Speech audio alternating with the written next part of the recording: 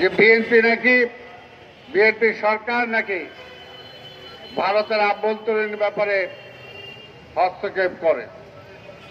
তা আপনারা কেন এখন হস্তক্ষেপ করছেন?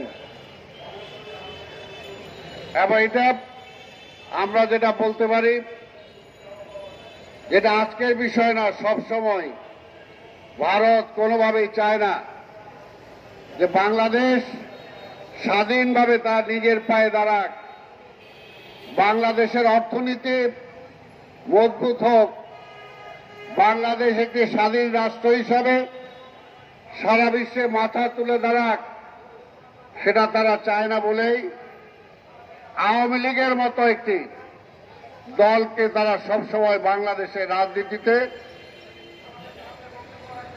ক্ষমতায় রাখতে চায়। কারণ আওয়ামী লীগ এই দেশের জন্য রাজনীতি করে না,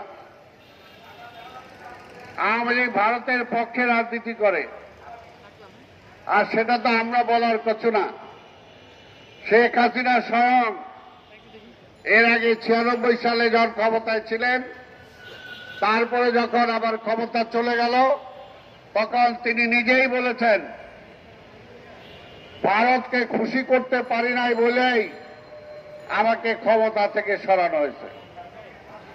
আবার এইবার যখন তিনি ক্ষমতায় ছিলেন, তখন তিনি নিজেই বলেছেন ভারতকে আমি যা দিয়েছি এটা আর কেউ দিতে পারবে না। তার মানে দেয়া নেওয়ার সম্পর্কের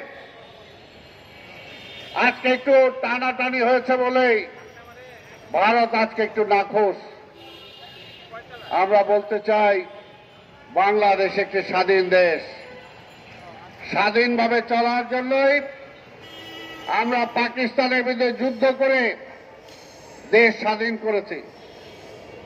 কারো দয়ায় কিন্তু দেশ স্বাধীন হয় নাই। আর ভারতের মতো বাংলাদেশের স্বাধীনতা আর ভারতের স্বাধীনতা কিন্তু এক না।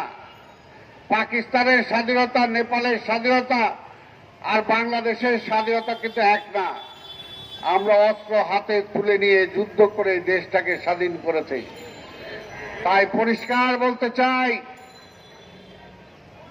এখানে যে নাক গলানোর চেষ্টা করেন না কেন, নাকটাকে শেষ পর্যন্ত হারিয়েই কিন্তু পিছুটান আপনাদেরকে দিতে হবে। আমি বক্তব্য দীর্ঘায়িত করতে চাই না। আমরা বিশ্বে শান্তি আসুক, এটাই চাই। কিন্তু আজকের ইসরায়েলে যে ঘটনা ঘটেছে, আমরা জানি এই ইসরায়েল এবং ভারতের